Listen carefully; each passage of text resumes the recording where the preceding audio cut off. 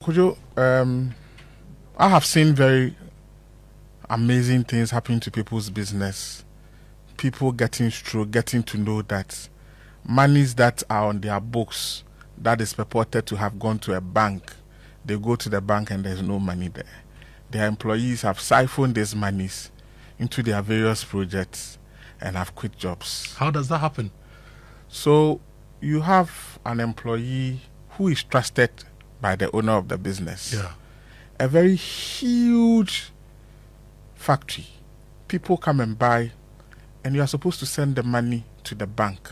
So on the books, you have about 1.2 million cedis in your bank. It is only when the owner suffered stroke and his son took over the business that he noticed that the money that they believe they have in the bank is actually just on their books, and the monies don't even get to the bank. Wow. No reconciliation between the books in the factory and what is in the bank account. In agriculture, I have seen people who have more than 500 pigs and they kept dying. Every week there is a report, 3 of them have died. And you know there's this swine flu, 3 of them have died, 4 of them have died. So he asked that, Charlie, I want to quit. And I said, can I see the frequency of this report? Do you keep any records? He said, we'll have WhatsApp chats. I looked at the chat and I checked the date. And the pigs are dying every Tuesday in the evening. So the date for about 6 months, it sounds funny, right? For about 6 months, the pigs are dying every Tuesday evening. That is when the WhatsApp message comes to this big man that your pigs are dying. Now, a little bit of work. We found out that the markets near where the piggery is operate on Wednesday morning. Okay. So this guy, after undercover, we noticed that he was giving the pigs Valium, put in their water. So the selected ones to the market are giving Valium in the afternoon. So the pigs, the ones that die, they are the ones that are actually ready for the market. Big ones are those who, so when they come and they want to buy the pigs, the people who operate the chobas and all that, the pork and yam with kinky, if you choose the one you want, it to be brought to you the following day on market day. They give them Valium. The animals are lying lifeless. Pictures and videos are shared with owner. Get rid of them. They wake up at the market the following day and they are sold. Hey! Onipa daseni. This is somebody who has taken a loan. Every week, he's investing more than 30,000 cedis feeding these animals. And they are dying and waking up, resurrecting every Wednesday morning. I want to assign a figure to the pigs that are dying every.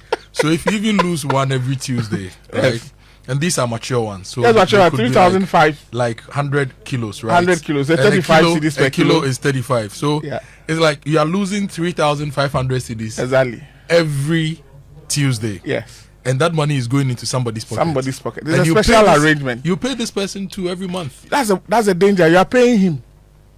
And see, even if you ask this person that, I want to reduce your salary, they don't mind. They will show as the most dedicated people. And I'll deal with the warning signs. Okay? So, I mentioned the factory that money never got to the account. But on their books, they had 1.2 million. Now, guess what? You have a supermarket, a restaurant, and you think that your goods, a big restaurant, people are buying your drinks and all that. But you are not making money. You check and you notice that people are not consuming your drinks. But you have a huge facility you are paying in dollars at a prime area. You have air conditioning. You have good DJ like Obeti playing. And everybody is good. Everybody is there. But you are not selling. Now we go in and we find out that the people who manage the place have gone to bring their own drinks, which is cheaper. Because remember that if you buy it from the distributors, it's cheaper. Yeah. And they are selling it and yours is sitting down there. So nobody has stolen anything from you, but your facility, your air conditioning, your sound. They are stealing your electricity and your sound and your furniture. So you are actually paying your competitor who is operating at your premises. And you are happy that you are running a restaurant. You are happy that you are running a supermarket, but the items being sold are not your items. And you are paying them. So this category, call it asset misappropriation. So you have your asset, you have your building, you have your cars that salespeople are supposed to go around and look for business, and they are using it for Uber. And you are the one fueling these cars. Like the Chief one Ken will send maintaining- his salespeople to go around and look for Yes, businesses. you are the one maintaining these cars, and you are paying the people who are also competing with you every month. Sometimes branded cars, they will still use them for They Uber. will still use them for Uber. And so asset misappropriation is a very dangerous category when it comes to fraud. People do not see it. Oh, if nothing of mine is missing, if the gentleman has not stolen anything from me, then I do not think that we should worry. So you, the absentee business owner, you've set up a nice, let's say, Sami Odame pub. But Sami Odame is always at work. You're a good Samaritan. I call Yes. those people good Samaritans. And he engages, say, Aaron Yeah. to run the pub. Aaron is not stealing from Sami. No. Your items Not are taking intact. his money. No. But Aaron goes to the market to buy extra drinks Yes. and comes to stock in Sami's fridges Exactly. and sells his drinks to the people. At a very exorbitant price because Sami's area is posh. And that area, when you go, the drink costs 3 times what is on the street. Then Sami pays for the rent, for the furniture, for the cleaning, pays Aaron, also pays for electricity for people to enjoy. Exactly. Good So, music. There's a lot of Good traffic coming in, location, but Sami yes. is not making money. No, you are not making money. This category of fraud, if you are not, you don't have the eye, you can never catch it. Yeah. If you don't pay attention to the You business. can't catch it. Okay? Somebody asked me why fraud examiner. You need that eye that nobody has to, see some of these things. Because if pigs are resurrecting on every Wednesday, they die on Tuesday, they resurrect on Wednesday, and they are sold on the market. And yeah, you see the animals dead. The thing is sad. The other actually. farm hands are confirming that the goat, the sheep, the pigs are dying. And the vet has come and they are fine, but they are dying. So your farm hands sometimes collude with Yes, they collude. and other people around Exactly. and spread the bounty from. Wow. When people who work for you collude to defraud you, it is a very difficult thing to catch. There are guest houses that people have built, air conditioned, and they come back and say, the occupancy is 4 people. You have a facility, almost 25 rooms. So it's only 4 people, it's only 5 people. Meanwhile, the place is full. But they are only giving you just 5, the revenue they make from 5 of the rooms. And they actually, give people the small rooms so that revenue will come to you. The executive suites are going into their pockets. And you are sitting somewhere, you say you have a guest house manager, you have a restaurant manager, you have a farm manager you are paying. He's actually your competitor and somebody siphoning resources from you. This is interesting. I've spoken to a lot of people in the hospitality space, people who own guest houses and 1-star, 2-star hotels, and they always tell me that occupancy is very low. Sometimes they say it's 10%, 20%. But we also know that people are using these facilities. They are going for funerals, weddings, some are doing short time and all sorts of things. But the owners hardly get money. So somebody comes in and is staying for a week. 7 days, he's only recorded for 2 days. So on the books, he's sleeping for 2 days. But really, your facility is being used for 7 days. But you have cameras. You are getting to the solutions. Okay. How many people think that these things are luxury? But technology has come to deal with some of these things. Yeah. That if anybody enters a room and light comes on, I am alerted that room number 13 is occupied. Because the person will not sleep in the dark. So there's technology to deal with some of these things. One of the areas that is big in this country is the retail space. Almost everybody has a small corner shop. Where I grew up in Asia, there were corner shops like every 2 meters. And these days, there are all these other bigger supermarkets, and we have the big malls. And so there's investment in the retail space. What's happening in that space? Or these days, Charlie, because of all the POSs and everything, it's just deadly. A perfect space. Oh, deadly. Deadly, mom. You see, let me tell you one fraud scheme that, again, you would think that they haven't stolen anything from me. They inflate your prices.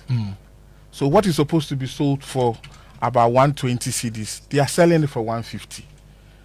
As for you, you are going to get your money at the end of the day because you said it is 120. So that 30 cedis is going to your staff. And you don't check how much they are selling it. What they actually do is that they are driving your customers away to competition. So you see, at the end of the day, your business will begin to shrink. But your items have not been stolen, your cash has not been stolen. But the additional charges that your staff are added is actually going to collapse your business. And that happens in a retail shop a lot. Do you know, I've just realized that one of the shops that I've been buying cosmetics from, just in this conversation, I've just realized that the person at that shop is defrauding the owner. Oh, you have I've just realized it. Because whenever I go to buy a particular product, they ask me if I want the one with the sticker or the one without the sticker. Okay. And when they ask me that, I never understood it. It's a hair product. I mean, it's like very common, hair pomade or whatever they call it. I never thought twice about it. I keep saying, oh, I don't care. And they'll give me one without a sticker. I've been buying for years from this place. So you buy the one I've just without the realized now what they are doing just from this conversation. There's more. Tell me more. There's more. You see, I walked to a shop to go and get some items, and the lady just keyed and mentioned 570 cedis. And because you're big men like you, when they mention, all you do is you pay. Hey, I beg. So I said, take your time. Can you break it down for me to see the fine? When I checked, it was 280. Hey. And I insisted that give me the printout receipt from the supermarket. So that is faulty. But let's check. Hey, sorry, it's 280. I added other people's to you. Wow. The number of people who are working into retail shops and are getting defrauded because they mention the amount and they don't check because the attendant has mentioned. They look at you, look at your demeanor and notice that this man is not going to check the things I mentioned. So okay, let me bag it for you. How much? 580.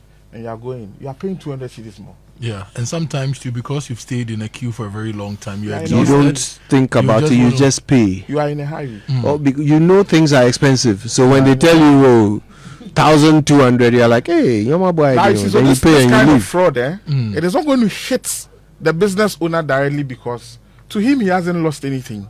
But the consumers who are suffering from this will go to another shop where there is a system to track how much things cost. And you say, I buy these things, but when I go here, I spend cheaper. less. I'll stop going to Sami or Dame's shop. It's because the guy sitting there is inflating the cost of the items or is adding some charges that you are not aware. You see, the beauty of this category of fraud is that it will shrink your business and kill it slowly.